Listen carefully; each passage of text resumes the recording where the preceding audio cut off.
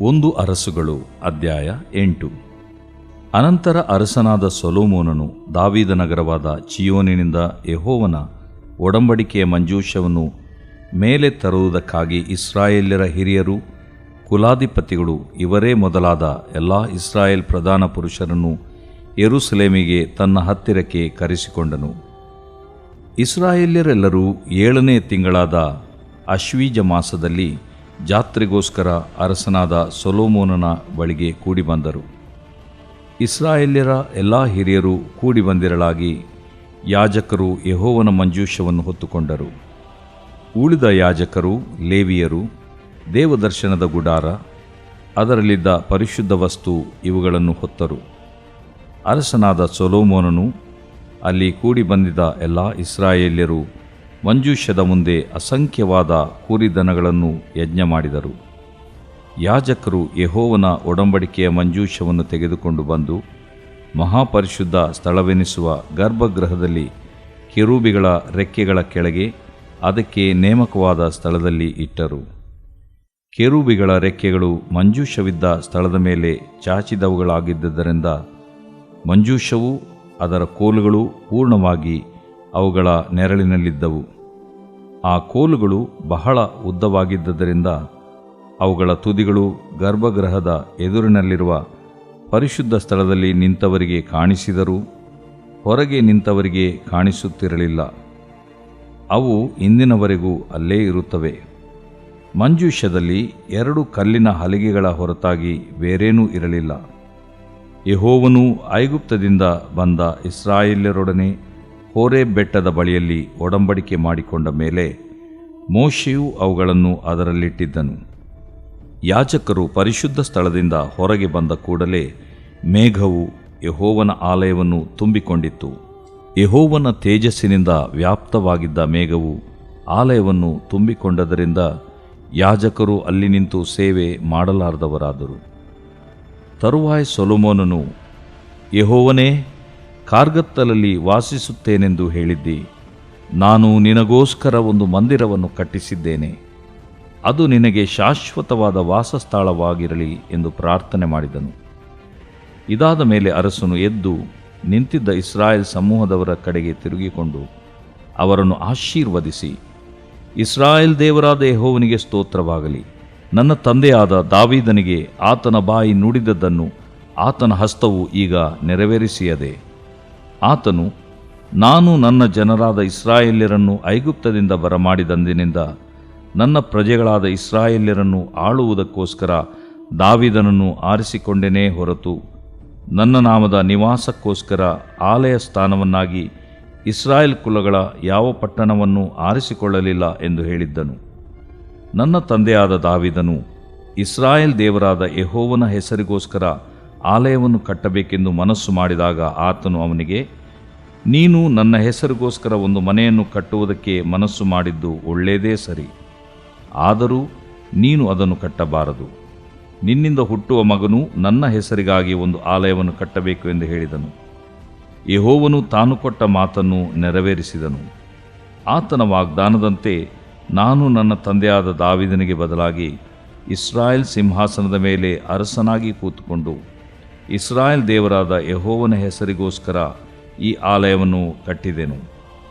ಇದಲ್ಲದೆ ಐಗುಪ್ತದಿಂದ ಬಿಡುಗಡೆ ಹೊಂದಿದ ನಮ್ಮ ಪಿತೃಗಳಿಗೆ ಯೆಹೋವನಿಂದ ದೊರಕಿದ ನಿಬಂಧನ ಶಾಸನಗಳಿರುವ ಮಂಜೂಷಕ್ಕೆ ಸ್ಥಳವನ್ನು ಪ್ರತ್ಯೇಕಿಸಿ ಅಲ್ಲಿ ಅದನ್ನು ಇಟ್ಟೆನು ಎಂದು ಹೇಳಿದನು. ತರುವಾಯ ಸೊಲೊಮೋನನು ಎಲ್ಲ ಇಸ್ರಾಯೇಲ್ಯರ ಎದುರಿನಲ್ಲಿ ಯೆಹೋವನ ಯಜ್ಞವೇದಿಯ ಮುಂದೆ ನಿಂತು ಆಕಾಶದ ಕಡೆಗೆ ಕೈಗಳನ್ನೆತ್ತಿ ಹೀಗೆ ಪ್ರಾರ್ಥಿಸಿದನು. ಇಸ್ರಾಯೇಲ್ ದೇವರಾದ ಯೆಹೋವನೇ, ಭೂಲೋಕದಲ್ಲಿಯೂ ಪರಲೋಕದಲ್ಲಿಯೂ ನಿನಗೆ ಸಮಾನನಾದ ದೇವರಿಲ್ಲ. ಪೂರ್ಣ ಮನಸ್ಸಿನಿಂದ ನಿನಗೆ ನಡೆದುಕೊಳ್ಳುವಂಥ ಸೇವಕರ ವಿಷಯದಲ್ಲಿ ನೀನು ನಿನ್ನ ಒಡಂಬಡಿಕೆಯನ್ನೂ ಕೃಪೆಯನ್ನೂ ನೆರವೇರಿಸುವವನು. ನಿನ್ನ ಸೇವಕನೂ ನನ್ನ ತಂದೆಯೂ ಆದ ದಾವೀದನಿಗೆ ಕೊಟ್ಟ ಮಾತನ್ನು ಕೈಕೊಂಡಿ ನಿನ್ನ ಬಾಯಿ ನುಡಿದದ್ದನ್ನು ನಿನ್ನ ಹಸ್ತವು ಈಗ ನೆರವೇರಿಸಿತು. ಇಸ್ರಾಯೇಲ್ ದೇವರಾದ ಯೆಹೋವನೇ, ನೀನು ನನ್ನ ತಂದೆಯಾದ ದಾವೀದನಿಗೆ, ನಿನ್ನ ಸಂತಾನದವರು ನಿನ್ನಂತೆ ಜಾಗರೂಕತೆಯಿಂದ ನನ್ನ ಮಾರ್ಗದಲ್ಲೇ ನಡೆದುಕೊಳ್ಳುವುದಾದರೆ ಅವರು ತಪ್ಪದೆ ಇಸ್ರಾಯೇಲ್ ಸಿಂಹಾಸನದ ಮೇಲೆ ಕೂತುಕೊಳ್ಳುವಂತೆ ಮಾಡುವೆನು ಎಂಬುದಾಗಿ ವಾಗ್ದಾನ ಮಾಡಿದೆಯಲ್ಲ, ಅದನ್ನು ನೆರವೇರಿಸು. ಇಸ್ರಾಯೇಲ್ ದೇವರೇ, ನೀನು ನಿನ್ನ ಸೇವಕನೂ ನನ್ನ ತಂದೆಯೂ ಆದ ದಾವೀದನಿಗೆ ನುಡಿದದ್ದೆಲ್ಲವೂ ಸಾರ್ಥಕವಾಗಲಿ. ದೇವರು ನಿಜವಾಗಿ ಭೂಲೋಕದಲ್ಲಿ ವಾಸಿಸುವನು. ಆಕಾಶವೂ ಉನ್ನತೋನ್ನತವಾದ ಆಕಾಶವೂ ನಿನ್ನ ವಾಸಕ್ಕೆ ಸಾಲವು. ಹೀಗಿರುವಲ್ಲಿ ನಾನು ಕಟ್ಟಿಸಿದ ಈ ಮಂದಿರವು ಹೇಗೆ ಸಾಕಾದೀತು? ಆದರೂ ನನ್ನ ದೇವರೇ ಯೆಹೋವನೇ, ನಿನ್ನ ಸೇವಕನ ಪ್ರಾರ್ಥನೆಗೂ ವಿಜ್ಞಾಪನೆಗೂ ಕಿವಿಗೊಡು. ಈ ಹೊತ್ತು ನಿನ್ನನ್ನು ಪ್ರಾರ್ಥಿಸುತ್ತಿರುವ ನಿನ್ನ ಸೇವಕನ ಮೊರೆಯನ್ನು ಲಾಲಿಸು. ಈ ಸ್ಥಳವನ್ನು ಕುರಿತು ನನ್ನ ನಾಮಪ್ರಭಾವವು ಇಲ್ಲಿ ವಾಸಿಸುವುದು ಎಂದು ಹೇಳಿದವನೇ, ನಿನ್ನ ಕಟಾಕ್ಷವು ಹಗಲಿರುಳು ಈ ಮಂದಿರದ ಮೇಲಿರಲಿ. ಇಲ್ಲಿ ನಿನ್ನ ಸೇವಕನು ನಿನ್ನನ್ನು ಪ್ರಾರ್ಥಿಸುವಾಗೆಲ್ಲ ಅವನಿಗೆ ಸದುತ್ತರವನ್ನು ದಯಪಾಲಿಸು. ನಿನ್ನ ಸೇವಕನಾದ ನಾನಾಗಲಿ ನಿನ್ನ ಪ್ರಜೆಗಳಾದ ಇಸ್ರಾಯೇಲ್ಯರಾಗಲಿ ಈ ಸ್ಥಳದ ಕಡೆಗೆ ತಿರುಗಿಕೊಂಡು ನಿನ್ನನ್ನು ಪ್ರಾರ್ಥಿಸುವುದಾದರೆ, ನಿನ್ನ ನಿವಾಸವಾಗಿರುವ ಪರಲೋಕದಿಂದ ನಮ್ಮ ಬಿನ್ನಹವನ್ನು ಕೇಳಿ ಕ್ಷಮೆಯನ್ನು ಅನುಗ್ರಹಿಸು.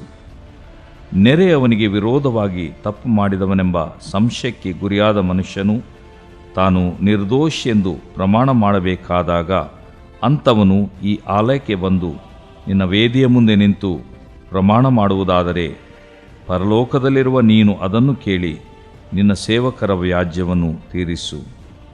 ದುಷ್ಟನಿಗೆ ಅವನ ದುಷ್ಟತ್ವವನ್ನು ಅವನ ತಲೆಯ ಮೇಲೇ ಬರಮಾಡಿ ಅವನು ಅಪರಾಧಿಯೆಂದೂ, ನೀತಿವಂತನಿಗೆ ಅವನ ನೀತಿಯ ಫಲವನ್ನು ಅನುಗ್ರಹಿಸಿ ಅವನು ನೀತಿವಂತನೆಂದು ತೋರಿಸಿಕೊಡು. ತಮ್ಮ ಪಾಪಗಳ ಸಲುವಾಗಿ ಶತ್ರುಗಳಿಂದ ತಗ್ಗಿಸಲ್ಪಟ್ಟ ನಿನ್ನ ಪ್ರಜೆಗಳಾದ ಇಸ್ರಾಯೇಲ್ಯರು ನಿನ್ನ ಕಡೆಗೆ ತಿರುಗಿಕೊಂಡು ನಿನ್ನ ನಾಮವನ್ನು ಎತ್ತಿ ಈ ಆಲಯದಲ್ಲಿ ನಿನಗೆ ವಿಜ್ಞಾಪನೆಯನ್ನೂ ಪ್ರಾರ್ಥನೆಯನ್ನು ಮಾಡುವುದಾದರೆ, ಪರಲೋಕದಲ್ಲಿರುವ ನೀನು ಲಾಲಿಸಿ ಅವರ ಪಾಪಗಳನ್ನು ಕ್ಷಮಿಸಿ ಅವರ ಪಿತೃಗಳಿಗೆ ನೀನು ಕೊಟ್ಟ ದೇಶಕ್ಕೆ ಅವರನ್ನು ತಿರುಗಿ ಬರಮಾಡು.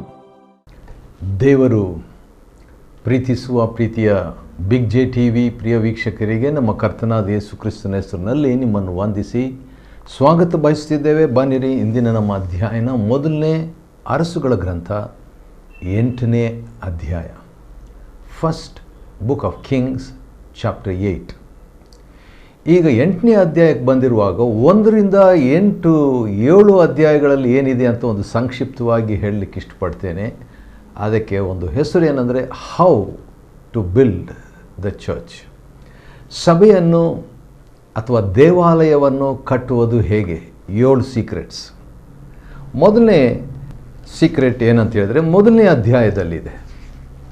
ಒಂದೊಂದು ಅಧ್ಯಾಯಕ್ಕೂ ಒಂದೊಂದು ವಿಷಯ ನಾನು ಹೇಳಲಿಕ್ಕೆ ಇಷ್ಟಪಡ್ತೇನೆ. ಮೊದಲನೇ ಅಧ್ಯಾಯ, ಮೊದಲನೇ ಅರಸುಗಳ ಗ್ರಂಥದಲ್ಲಿ ಮೊಟ್ಟ ಮೊದಲನೇದಾಗಿ ಸೊಲೊಮೋನನು ಅಭಿಷೇಕ ಹೊಂದಿದ್ದನು. The first step to build the church is to be anointed. ಮೊದಲನೇ ಅಧ್ಯಾಯದಲ್ಲಿ ಸೊಲೊಮೋನನು ಅಭಿಷೇಕ ಹೊಂದಿದನು. 2ನೇ ಅಧ್ಯಾಯದಲ್ಲಿ ನಾವು ನೋಡುವಾಗ ಶತ್ರುಗಳನ್ನು ಸಂಹರಿಸಿದನು. Second secret of building the church or temple or the house of God ಏನಂತ ಹೇಳಿದರೆ ಆ ವೈರಿಗಳನ್ನು ಸಂಹರಿಸುವುದು. ನಮ್ಮೊಳಗೆ ಭಾಳ ವೈರಿಗಳು ಇದೆ, ಕೋಪ, ದ್ವೇಷ, ಹೊಟ್ಟೆ ಕಿಚ್ಚು. ಇವುಗಳನ್ನೆಲ್ಲ ನಾವು ಸಂಹರಿಸುವಾಗ ನಾವು ದೇವರ ಆಲಯವನ್ನು ಕಟ್ಟಲಿಕ್ಕೆ ಯೋಗ್ಯರಾಗಿರ್ತೇವೆ. ಒಂದು ರೀತಿಯಿಂದ ಅಂತ ಯಾಕೆ ಹೇಳ್ತೇನೆ ಅಂದರೆ, ಯಾರೂ ಯೋಗ್ಯರಲ್ಲ, ಆತನೊಬ್ಬನೇ ಯೋಗ್ಯನು. ಆದರೆ ನಮ್ಮನ್ನು ಆತನ ಯೋಗ್ಯರನ್ನಾಗಿ ಮಾಡ್ತಾನೆ. 3ನೇ ಒಂದು ಸೀಕ್ರೆಟ್, ದೇವರ ಆಲಯವನ್ನು ಕಟ್ಟಬೇಕಾದ್ರೆ ಸೊಲೊಮೋನನ ಜೀವನದಲ್ಲಿ ನಾವು ನೋಡ್ತೇವೆ. He received the wisdom from God. ದೇವರಿಂದ ಅವನು ಜ್ಞಾನ ಪಡ್ಕೊಂಡ, ದೈವಿಕವಾದಂಥ ಜ್ಞಾನ, ಡಿವೈನ್ ವಿಸ್ಡಮ್. 4ನೇ ಅಧ್ಯಾಯದಲ್ಲಿ ಅವನಿಗೆ ಸೂಕ್ತ ವ್ಯಕ್ತಿಗಳು ಸಿಕ್ಕಿದ್ರು. He got the right people to build the house of God. 5ನೇ ಅಧ್ಯಾಯವನ್ನು ನೋಡೋದಾದರೆ ಆಲಯವನ್ನು ಕಟ್ಟುವುದಕ್ಕೆ ಬೇಕಾದಂಥ ವಸ್ತುಗಳನ್ನು ಅವನು ರೆಡಿ ಮಾಡ್ತಾನೆ. ಆಲಯವನ್ನು ಕಟ್ಟಲಿಕ್ಕೆ ಬೇಕಾದಂಥ ಸಾಮಗ್ರಿಗಳು, the things are materials to build the house of God. 6ನೇ ಅಧ್ಯಾಯಕ್ಕೆ ಬಂದಾಗ ಆಲಯವನ್ನು ಕಟ್ಟಿದರು. ಸೊ ಹಾಗಾದರೆ ಆಲಯ ಕಟ್ಟಿದ್ದ ಮೇಲೆ ಇನ್ನೂ ಕೂಡ ಕೆಲವು ಕೆಲಸಗಳು ಇದೆ. ಅದೇನಂತ ಹೇಳಿದರೆ 7ನೇ ಅಧ್ಯಾಯಕ್ಕೆ ಬಂದಾಗ ಆಲಯಕ್ಕೆ ಕಟ್ಟಿದ ಮೇಲೆ ಕೂಡ ಆಲಯಕ್ಕೆ ಬೇಕಾದಂಥ ಕೆಲವು ವಸ್ತುಗಳನ್ನು ಒದಗಿಸುವಂಥದ್ದು. Provisions provided to build the house of God. 8ನೇ ಅಧ್ಯಾಯಕ್ಕೆ ಬಂದಾಗ ಭಾಳ ಇಂಪಾರ್ಟೆಂಟ್, ಭಾಳ ಪ್ರಾಮುಖ್ಯವಾದಂಥದ್ದು ಅದೇನೆಂದರೆ dedication of the house of God. ದೇವರ ಆಲಯವನ್ನು ಕಟ್ಟಿದರು ನಿಜ, ದೇವರ ಆಲಯಕ್ಕಾಗಿ ಕೆಲವರನ್ನು ಪ್ರತಿಷ್ಠೆ ಮಾಡಿಕೊಂಡ್ರು, ಒಳ್ಳೆಯದು. ಆದರೆ ಆಲಯವನ್ನೇ ಕರ್ತನಿಗೆ ಅಂತ ಹೇಳ್ಬಿಟ್ಟು ಪ್ರತಿಷ್ಠೆ ಮಾಡುವಂಥದ್ದು the climax of building the house of God. ದೇವರ ಆಲಯವನ್ನು ಕಟ್ಟುವುದಕ್ಕೆ ಅದು ತುಟ್ಟ ತುದಿಯ ಒಂದು ಅನುಭವ ಆಗಿರ್ತದೆ. 8ನೇ ಅಧ್ಯಾಯವನ್ನು ಈಗ ನಾವು ಒಟ್ಟಾಗಿ ಸೇರಿ ಅಧ್ಯಾಯ ಮಾಡಿಕೊಳ್ಳೋಣ. 8ನೇ ಅಧ್ಯಾಯ ಭಾಳ ದೊಡ್ಡದಾಗಿರೋದ್ರಿಂದ, ಯಾಕಂದರೆ 66 ವಚನಗಳಿದೆ. ಆದ ಕಾರಣ ಇದನ್ನು 2 ಭಾಗವಾಗಿ ವಿಭಾಗಿಸಿ 8ನೇ ಅಧ್ಯಾಯ 1ರಿಂದ 34 ಮೊದಲನೇ ಭಾಗ, 35ರಿಂದ 66 ಎರಡನೇ ಭಾಗವನ್ನಾಗಿ ನಮ್ಮ ಅನುಕೂಲತೆಗಾಗಿ ಅದನ್ನು ವಿಂಗಡಿಸಿ ವಿಭಾಗಿಸಿ ಅಧ್ಯಯನ ಮಾಡಿಕೊಳ್ಳೋಣ. ಸರಿ, 8ನೇ ಅಧ್ಯಾಯ ನೋಡುವಾಗ ಮೊದಲನೇ ವಚನದಲ್ಲಿ ಈ ರೀತಿಯಾಗಿದೆ. ಅನಂತರ ಅರಸನಾದ ಸೊಲೊಮೋನನು ದಾವಿದ ನಗರದ ಚೀಯೋನಿನಿಂದ ಯೆಹೋವನ ಒಡಂಬಡಿಕೆ ಮಂಜೂಷವನ್ನು ಮೇಲೆ ತರುವುದಕ್ಕಾಗಿ ಕೆಲವ್ರನ್ನ ಕಳಿಸ್ತಾನೆ. ಈಗ ಆಲಯದಲ್ಲಿ ಭಾಳ ಪ್ರಾಮುಖ್ಯವಾದದ್ದು ಮಂಜೂಷ, ದಿ ಆರ್ಕ್ ಆಫ್ ಗಾಡ್. ಈ ಮಂಜೂಷವನ್ನು ಅದು ದಾವಿದ ನಗರವಾದ ಚೀಯೋನ್ನಲ್ಲಿತ್ತು. ಆದ ಕಾರಣ ಅಲ್ಲಿಂದ ಅದನ್ನು ತರುವಂತೆ ಇಸ್ರಾಯೇಲ್ರ ಹಿರಿಯರು, ಒಂದು ಕುಲಾಧಿಪತಿಗಳು ಮತ್ತು ಎಲ್ಲ ಇಸ್ರಾಯೇಲ್ ಪ್ರಧಾನ ಪುರುಷರನ್ನು ಯೆರೂಸಲೇಮಿಗೆ ತನ್ನ ಹತ್ತಿರಕ್ಕೆ ಕರೆಸಿ ಅದನ್ನು ತರಬೇಕು ಎಂಬಂಥ ತೀರ್ಮಾನ ಮಾಡಿ, ಆನಂತರ ಏನಾಗ್ತದೆ, ಒಂದು ಸಿದ್ಧತೆ, ಭಾಳ ಒಂದು ಹಬ್ಬದ ಒಂದು ವಾತಾವರಣ ಅಲ್ಲಿ ನಡೀತಾ ಇತ್ತು. ಆಗ ಯಾಜಕರು ಯೆಹೋವನ ಮಂಜೂಷವನ್ನು ಹೊತ್ಕೊಂಡ್ರು. ಉಳಿದಂಥ ಯಾಜಕರು, ಲೇವಿಯರು ದೇವದರ್ಶನ ಗುಡಾರದ ಪರಿಶುದ್ಧ ವಸ್ತುಗಳನ್ನು ಹೊತ್ಕೊಂಡ್ರು. ಮತ್ತು ಈ ರೀತಿಯಾಗಿ ಹೋಗ್ತಾ ಇದ್ದಾಗ ಒಡಂಬಡಿಕೆಯ ಮಂಜೂಷವನ್ನು ತೆಗೆದುಕೊಂಡು ಮಹಾಪವಿತ್ರ ಸ್ಥಳಕ್ಕೆ ತಗೊಂಡು ಬಂದು ಕೆರೂಬಿಗಳ ರೆಕ್ಕೆಗಳ ಕೆಳಗೆ ಅದಕ್ಕೆ ನೇಮಕವಾದಂಥ ಸ್ಥಳದಲ್ಲಿ ಎಲ್ಲದರಲ್ಲಿ ಇಡಬಾರ್ದು. ದೇವರು ಹೇಳಿದರು ಇಲ್ಲೇ ಇಡಬೇಕು, ಹೊರಗಿನ ಪ್ರಾಕಾರದಲ್ಲಿ ಇಡಬಾರ್ದು, ಪವಿತ್ರ ಸ್ಥಳದಲ್ಲಿ ಇರಬಾರ್ದು, ಮಹಾಪವಿತ್ರ ಸ್ಥಳದಲ್ಲಿ ಇರಬೇಕು. ಅಲ್ಲಿ ಕೂಡ ಎಲ್ಲಂದರೆ ಅಲ್ಲಿ ಇಡೋದಲ್ಲ, ಕರೆಕ್ಟ್ ಪ್ಲೇಸ್ನಲ್ಲಿ ಅದನ್ನು ಇಡಬೇಕೆಂಬುದಾಗಿ. ಈ ರೀತಿಯಾದಾಗ ಎಷ್ಟೊಂದು ಜನರು ಆವತ್ತು ಒಂದು ದೊಡ್ಡ ಹಬ್ಬದಾಗಿ ಹತ್ರ 8 ದಿನಗಳ ಒಂದು ಹಬ್ಬ ಅದು ಆಗಿರಬೇಕು. ಮತ್ತು ಅಂಥ ಸನ್ನಿವೇಶದಲ್ಲಿ ಏನಾಯ್ತು ಅಂತ ಹೇಳ್ಬಿಟ್ಟು ನೋಡುವಾಗ ಅನ್ಎಕ್ಸ್ಪೆಕ್ಟೆಡ್ ಅಥವಾ ಒಂದು ರೀತಿಯಿಂದ ಎಕ್ಸ್ಪೆಕ್ಟೆಡ್, ನಿರೀಕ್ಷಿಸಲ್ಪಟ್ಟಂಥದ್ದು, ಆದರೆ ಸರ್ಪ್ರೈಸ್ ಕಾದಿತ್ತು. ಏನದು ಎಂಬುದಾಗಿ ನೋಡುವಾಗ 9ನೇ ವಚನ ನಾವು ಅದನ್ನು ಗಮನಿಸ್ಬೋದು. 2ನೇ ಭಾಗದಲ್ಲಿ, ಒಡಂಬಡಿಕೆ ಮಾಡಿಕೊಂಡ ಮೇಲೆ ಮೋಶೆಯು ಅವುಗಳನ್ನು ಅದರಲ್ಲಿಟ್ಟಿದ್ದನು. ಮೋಶೆ ಏನು ಮಾಡಿದ್ದ, ಆ ಒಂದು 2 ಕಲ್ಲಿನ ಹಲಿಗೆಗಳು, ಅದು ಬೇರೆ ಏನಿರಲಿಲ್ಲ, ಅದನ್ನು ತಂದು ಐಗುಪ್ತದಿಂದ ಬಂದ ಇಸ್ರಾಯೇಲರೊಡನೆ ಇದನ್ನು ಆ ಒಂದು ದೇವದರ್ಶನ ಗುಡಾರದಲ್ಲಿ ಆ ಒಂದು ಸ್ಪೆಷಲ್ ಪ್ಲೇಸ್ನಲ್ಲಿ ಇಟ್ಟ ಕೂಡಲೇ ಏನಾಯಿತು, 10ನೇ ವಚನ, ಯಾಜಕರು ಪರಿಶುದ್ಧ ಸ್ಥಳದಿಂದ ಹೊರಗೆ ಬಂದ ಕೂಡಲೇ ಮೇಘವು ಯೆಹೋವನ ಆಲಯವನ್ನು ತುಂಬಿಕೊಂಡ್ಬಿಡ್ತು. ವಾವ್, ಆಶ್ಚರ್ಯ. ಯಾಕಂತ ಹೇಳಿದ್ರೆ ಯಾವಾಗ ದೇವರ ಸೇವಕರು ಹೊರಗೆ ಬಂದರೋ ಆಗ ದೇವರ ಮಹಿಮೆ ಒಳಗೆ ಬಂತು. ಮತ್ತು 11ನೇ ವಚನದಲ್ಲಿ ಯೆಹೋವನ ತೇಜಸ್ಸು, ದೇವರ ಪ್ರಸನ್ನತೆ ಶಕ್ತಿಯುತವಾಗಿ ದೇವರ ಆಲಯದಲ್ಲಿ ಪ್ರತಿಷ್ಠೆಪಡಿಸಿದಾಗ ಸೊಲೊಮೋನ್ ಕೂಡ ಯಜ್ಞಗಳನ್ನು ಸಮರ್ಪಿಸಿದ ಮೇಲೆ ನಡೆದಂಥ ಒಂದು ಅಸಂಖ್ಯವಾದಂಥ ಕುರಿದನಗಳನ್ನು ಯಜ್ಞ ಮಾಡಿದರು. 5ನೇ ವಚನ. ಆನಂತರ ಕೂಡ ದೇವರ ಒಂದು ಸನ್ನಿಧಾನ ಬರಲಿಲ್ಲ. ಮೋಶೆ ಧರ್ಮಶಾಸ್ತ್ರದ ಆ ಒಂದು ಹಲಿಗೆಗಳನ್ನಿಟ್ಟರು. ಅದಾದ ನಂತರ ಇನ್ನೂ ಕೂಡ ದೇವರ ಸನ್ನಿಧಾನ ಬಂದಿರಲಿಲ್ಲ. ದೇವರ ಸೇವಕರು ದೇವರ ಆಲಯದಿಂದ ಹೊರಗೆ ಬಂದರು. ಯಾಜಕರು ಕೂಡಲೇ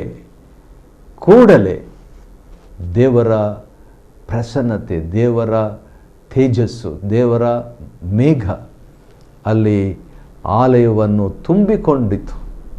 ಅದರ ನಿಮಿತ್ತವಾಗಿ ಏನಾಯಿತು, ಯಾಜಕರು ಅಲ್ಲಿ ನಿಂತು ಸೇವೆ ಮಾಡಲಾರದವರಾದರು.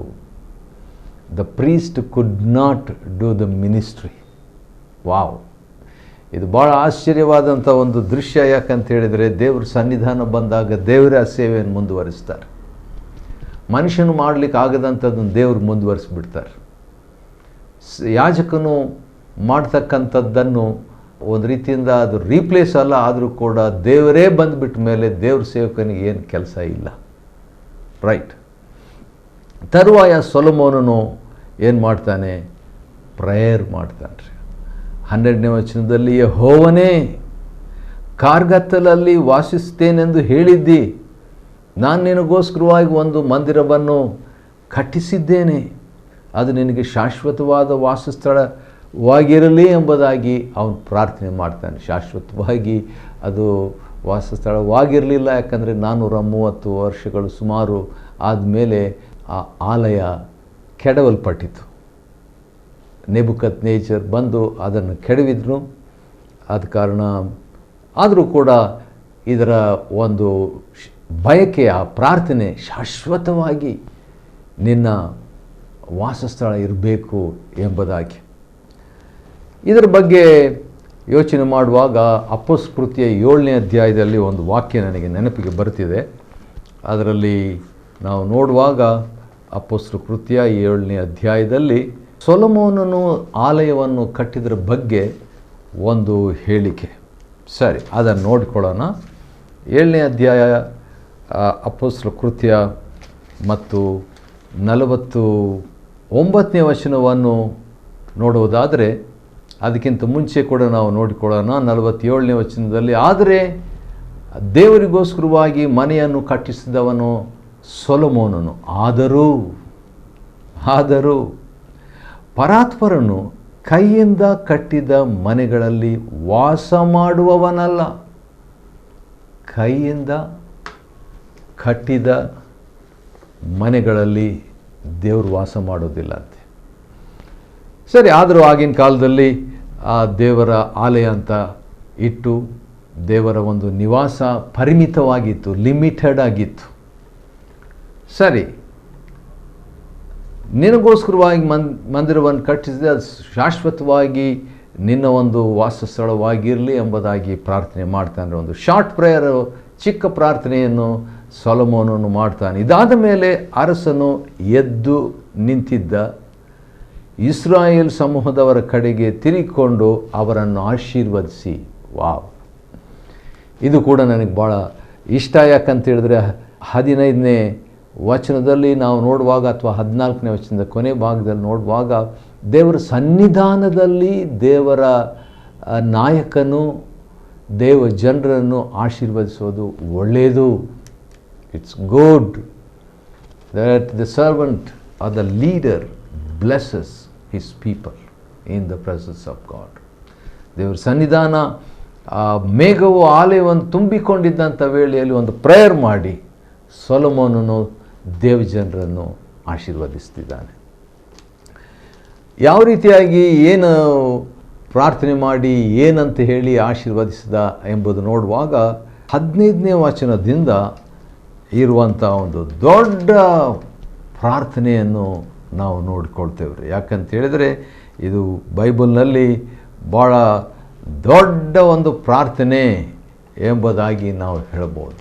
One of the biggest prayer recorded in the Bible. ಸರಿ, ಇಲ್ಲಿ ಏನಂತ ಆತನು ಪ್ರಾರ್ಥನೆ ಮಾಡ್ತಾನೆ ಅಂತ ಹೇಳ್ಬಿಟ್ಟು 15ನೇ ವಚನದಿಂದ ನಾವು ನೋಡಿಕೊಳ್ಳುವಾಗ, ಇಸ್ರಾಯೇಲ್ ದೇವರಾದ ಯೆಹೋವನಿಗೆ ಸ್ತೋತ್ರವಾಗಲಿ,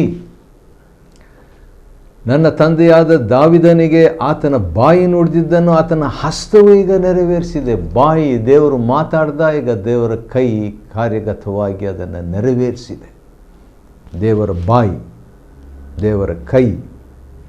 ಅನಂತರ ಆತನು, ನಾನು ನನ್ನ ಜನರಾದ ಇಸ್ರಾಯೇಲರನ್ನು ಐಗುಪ್ತದಿಂದ ಬರಮಾಡಿದಂದಿನಿಂದ ನನ್ನ ಪ್ರಜೆಗಳಾದ ಇಸ್ರಾಯೇಲರನ್ನು ಆಳುವುದಕ್ಕೋಸ್ಕರ ದಾವೀದನನ್ನು ಆರಿಸಿಕೊಂಡನೇ ಹೊರತು ನನ್ನ ನಾಮದ ನಿವಾಸಕ್ಕೋಸ್ಕರ ಆಲಯವನ್ನು ಅವನು ಕಟ್ಟಲಿಲ್ಲ. ಹೌದು, ಅದನ್ನು ಕಟ್ಟಿದ್ದು ಯಾರಂತ ಹೇಳಿದಾಗ, ಒಂದು ವೇಳೆ ಆತನಿಗೆ ಆಶೆ ಇತ್ತು, ದೇವರಿಗೋಸ್ಕರವಾಗಿ ಒಂದು ಆಲಯ ಕಟ್ಟಬೇಕು ಎಂಬಂಥದ್ದು ದಾವೀದನಿಗೆ ಒಂದು ಬಯಕೆ ಇತ್ತು. ವೆರಿ ಗುಡ್, ಒಳ್ಳೆಯದು, ಭಾಳ ಮೆಚ್ಚತಕ್ಕದ್ದು. ಆದರೆ ಆ ಭಾಗ್ಯ, ಆ ಅವಕಾಶ ಸೊಲೊಮೋನನಿಗೆ ಸಿಕ್ಕಿತು. ಯೆಹೋವನ ಹೆಸರಿಗೋಸ್ಕರ ಆಲಯವನ್ನು ಕಟ್ಟಬೇಕೆಂದು ಮನಸ್ಸು ಮಾಡಿದಾಗ ಆತನ ಅವನಿಗೆ, ನೀನು ನನಗೋಸ್ಕರ ಒಂದು ಮನೆಯನ್ನು ಕಟ್ಟುವುದಕ್ಕೆ ಮನಸ್ಸು ಮಾಡಿದ್ದು ಒಳ್ಳೆಯದೇ ಸರಿ. ಇದು ನನಗೆ ಭಾಳ ಇಷ್ಟವಾದಂಥ ಒಂದು ಅಂಶ. ಯಾಕಂತೇಳಿದರೆ, ದೇವರು ಯಾರನ್ನು ಡಿಸ್ಕರೇಜ್ ಮಾಡಲ್ಲ. ದಾವೀದನು ನಾನು ಆಲಯ ಕಟ್ಟಬೇಕು ಎಂಬುದಾಗಿ ಹೇಳಿದಾಗ, ಇಲ್ಲ ನೀನು ಕಟ್ಟಬಾರ್ದು ಎಂಬುದಾಗಿ ಹೇಳಲಿಲ್ಲ ದೇವರು. ದೇವರೇನು ಹೇಳ್ತಾರೆ, ಮೊದಲನೇ ಅರಸುಗಳ ಗ್ರಂಥ 8ನೇ ಅಧ್ಯಾಯದ 18ನೇ ವಚನದಲ್ಲಿ ದೇವರು ಹೇಳಿದ ಮಾತನ್ನು ಗುರುತಿಸ್ರಿ. ಅದೇನಂತ ಹೇಳಿದರೆ, ನೀನು ನನಗೋಸ್ಕರವಾಗಿ ನನ್ನ ಆಲಯವನ್ನು, ಒಂದು ಮನೆಯನ್ನು ಕಟ್ಟುವುದಕ್ಕಾಗಿ ಮನಸ್ಸು ಮಾಡಿಕೊಂಡದ್ದು ಒಳ್ಳೆಯದೇ ಸರಿ, ಇಟ್ಸ್ ಗುಡ್ ಎಂಬುದಾಗಿ ಹೇಳಿಬಿಟ್ಟು, ಆದರೂ ನೀನು ಅದನ್ನು ಕಟ್ಟಬಾರದು. ನಿನ್ನಿಂದ ಹುಟ್ಟುವ ಮಗನು ಅಂದರೆ ಸೊಲೊಮೋನು ನನ್ನ ಹೆಸರಿಗಾಗಿ ಒಂದು ಆಲಯವನ್ನು ಕಟ್ಟಬೇಕೆಂಬುದಾಗಿ ದೇವರು ಹೇಳ್ತಾನೆ ರೀ. ಆದ ಕಾರಣ ಸೊಲೊಮೋನನ ಪ್ರಾರ್ಥನೆ, ಸೊಲೊಮೋನನ ಆಶೀರ್ವಾದ ಈ ರೀತಿಯಾಗಿ ದೇವ ಜನರಲ್ಲಿ ಹೇಳುವಾಗ ಹಿಸ್ಟ್ರಿ ಅಲ್ಲ, ಚರಿತ್ರೆ ಅಲ್ಲ ತರುವಂಥದ್ದಾಗಿದೆ. ಮತ್ತು ಯೆಹೋವನಿಂದ ದೊರಕಿದ ನಿಬಂಧನಾ ಶಾಸನಗಳಿರುವ ಮಂಜೂಷಕ್ಕೆ ಸ್ಥಳವನ್ನು ಪ್ರತ್ಯೇಕಿಸಿ ಅಲ್ಲಿ ಅದನ್ನು ಇಟ್ಟೆನು ಎಂಬುದಾಗಿ ಹೇಳಿ, ತರುವಾಯ ಸೊಲೊಮೋನನು ಎಲ್ಲ ಇಸ್ರಾಯೇಲರ ಎದುರಿನಲ್ಲಿ ಯೆಹೋವನ ಯಜ್ಞವೇದಿಯ ಮುಂದೆ ನಿಂತು ಆಕಾಶದ ಕಡೆಗೆ ಕೈಗಳನ್ನೆತ್ತಿ ಹೀಗೆ ಪ್ರಾರ್ಥಿಸಿದನು. 22ನೇ ವಚನದಿಂದ ಇನ್ನೊಂದು ಪ್ರಾರ್ಥನೆ, ಒಂದು ಚಿಕ್ಕ ಪ್ರಾರ್ಥನೆ 12ನೇ ವಚನದಲ್ಲಿ ಈಗಾಗಲೇ ಮಾಡಿದ್ದಾನೆ. ಅದಾದ ನಂತರ ದೇವಜನರನ್ನು ಆಶೀರ್ವದಿಸಿದ್ದಾನೆ 15ನೇ ವಚನದಿಂದ. ಈಗ 22ನೇ ಅಥವಾ 23ನೇ ವಚನದಿಂದ ಒಂದು ದೊಡ್ಡ ಪ್ರಾರ್ಥನೆಯನ್ನು ನಾವು ನೋಡ್ತೇವೆ. ಆ ಪ್ರಾರ್ಥನೆಯಲ್ಲಿ ಮತ್ತೆ ಇಸ್ರಾಯೇಲ್ ದೇವರಾದ ಯೆಹೋವನೇ, ಭೂಲೋಕದಲ್ಲಿಯೂ ಪರಲೋಕದಲ್ಲಿಯೂ ನಿನಗೆ ಸಮಾನನಾದ ದೇವರಿಲ್ಲ. ವಾವ್, ಹೌದು, ಆ ರೀತಿಯಾಗಿ ದೇವರನ್ನ ವಿಷಯವಾಗಿ ಸಂಬೋಧಿಸಿ ದೇವರ ವಿಷಯದಲ್ಲಿ ದೇವರ ದೊಡ್ಡತನವನ್ನು ಹೇಳಿ ಪೂರ್ಣ ಮನಸ್ಸಿಂದ ನಿನಗೆ ನಡೆದುಕೊಳ್ಳುವಂಥ ಸೇವಕರ ವಿಷಯದಲ್ಲಿ ನೀನು ನಿನ್ನ ಒಡಂಬಡಿಕೆಯನ್ನು, ಕೃಪೆಯನ್ನು ನೆರವೇರಿಸುವನು. ಬ್ರದರ್ ಭಕ್ತ ಸಿಂಗ್ ಎಂಬುದಾಗಿ ದೇವರ ಸೇವಕರು, ನಾನು ಅವರನ್ನು ಭೂಲೋಕದಲ್ಲಿಯೇ ಅತ್ಯಂತ ಭಕ್ತಿಯುಳ್ಳ ವ್ಯಕ್ತಿ ಎಂಬುದಾಗಿ ಪರಿಗಣಿಸ್ತೇನೆ.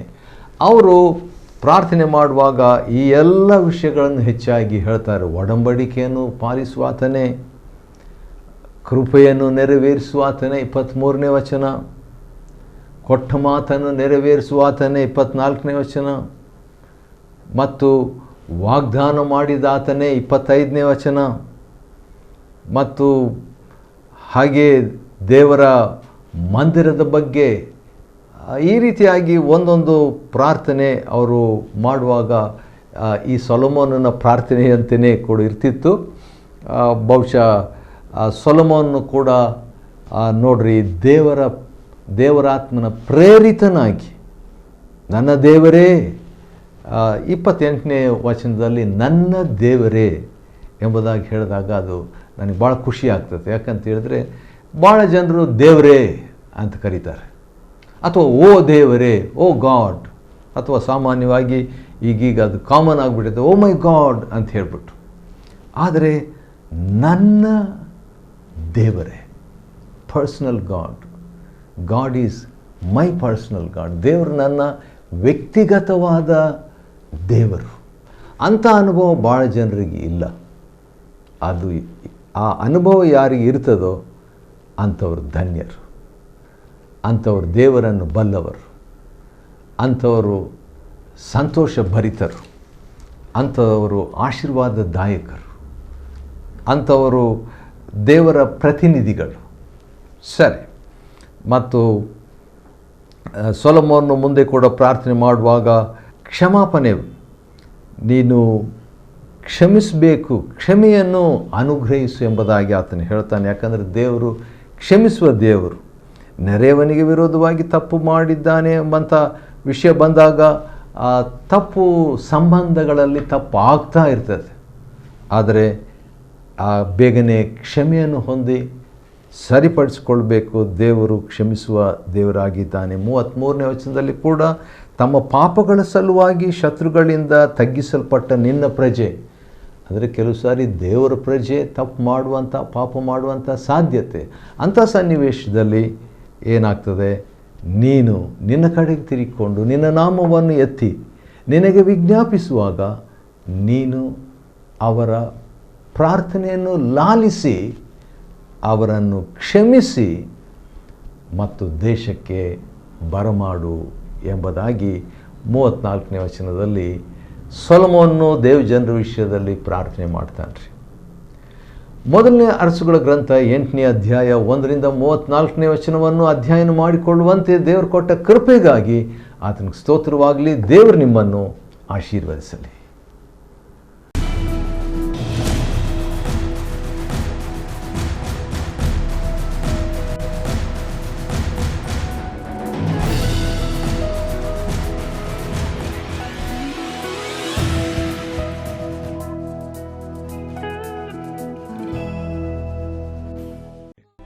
Chapter 8. Then Solomon assembled the elders of Israel and all the heads of the tribes, the chief of the fathers of the children of Israel, unto King Solomon in Jerusalem, that they might bring up the ark of the covenant of the Lord out of the city of David, which is Zion. And all the men of Israel assembled themselves unto King Solomon at the feast in the month Ethanim, which is the 7th month. And all the elders of Israel came, and the priests took up the ark. And they brought up the ark of the Lord, and the tabernacle of the congregation, and all the holy vessels that were in the tabernacle, even those did the priest and the Levites bring up. And King Solomon, and all the congregation of Israel that were assembled unto him, were with him before the ark, sacrificing sheep and oxen, that could not be told nor numbered for multitude. And the priests brought in the ark of the covenant of the Lord unto his place, into the oracle of the house, to the most holy place, even under the wings of the cherubims. For the cherubims spread forth their 2 wings over the place of the ark, and the cherubims covered the ark, and the staves thereof above. And they drew out the staves, that the ends of the staves were seen out in the holy place before the oracle, and they were not seen without, and there they are unto this day. There was nothing in the ark save the 2 tables of stone which Moses put there at Horeb, when the Lord made a covenant with the children of Israel when they came out of the land of Egypt. And it came to pass, when the priests were come out of the holy place, that the cloud filled the house of the Lord, so that the priests could not stand to minister because of the cloud, for the glory of the Lord had filled the house of the Lord. Then spake Solomon, The Lord said that he would dwell in the thick darkness. I have surely built thee an house to dwell in, a settled place for thee to abide in forever. And the king turned his face about, and blessed all the congregation of Israel. And all the congregation of Israel stood. And he said, Blessed be the Lord God of Israel, which spake with his mouth unto David my father, and hath with his hand fulfilled it, saying, Since the day that I brought forth my people Israel out of Egypt, I chose no city out of all the tribes of Israel to build an house, that my name might be therein. But I chose David to be over my people Israel. And it was in the heart of David my father to build an house for the name of the Lord God of Israel. And the Lord said unto David my father, Whereas it was in thine heart to build an house unto my name, thou didst well that it was in thine heart. Nevertheless thou shalt not build the house, but thy son that shall come forth out of thy loins, he shall build the house unto my name. And the Lord hath performed his word that he spake, and I am risen up in the room of David my father, and sit on the throne of Israel, as the Lord promised, and have built an house for the name of the Lord God of Israel. And I have set there a place for the ark, wherein is the covenant of the Lord, which he made with our fathers when he brought them out of the land of Egypt. And Solomon stood before the altar of the Lord in the presence of all the congregation of Israel, and spread forth his hands toward heaven, and he said, Lord God of Israel, there is no God like thee, in heaven above or on earth beneath, who keepest covenant and mercy with thy servants that walk before thee with all their heart, who hast kept with thy servant David my father that thou promisedst him, thou spakest also with thy mouth, and hast fulfilled it with thine hand, as it is this day. Therefore now, Lord God of Israel, keep with thy servant David my father that thou promisedst him, saying, There shall not fail thee a man in my sight to sit on the throne of Israel, so that thy children take heed to their way, that they walk before me as thou hast walked before me. And now, O God of Israel, let thy word, I pray thee, be verified, which thou spakest unto thy servant David my father. But will God indeed dwell on the earth? Behold, the heaven and heaven of heavens cannot contain thee, how much less this house that I have builded. Yet have thou respect unto the prayer of thy servant, and to his supplication, O Lord my God, to hearken unto the cry and to the prayer which thy servant prayeth before thee today. That thine eyes may be open toward this house night and day, even toward the place of which thou hast said, My name shall be there, that thou mayest hearken unto the prayer which thy servant shall make toward this place. And hearken thou to the supplication of thy servant, and of thy people Israel, when they shall pray toward this place, and hear thou in heaven thy dwelling place, and when thou hearest, forgive. If any man trespass against his neighbor, and an oath be laid upon him to cause him to swear, and the oath come before thine altar in this house, then hear thou in heaven, and do, and judge thy servants, condemning the wicked to bring his way upon his head, and justifying the righteous, to give him according to his righteousness. When thy people Israel be smitten down before the enemy, because they have sinned against thee, and shall turn again to thee, and confess thy name, and pray, and make supplication unto thee in this house, then hear thou in heaven, and forgive the sin of thy people Israel, and bring them again unto the land which thou gavest unto their fathers.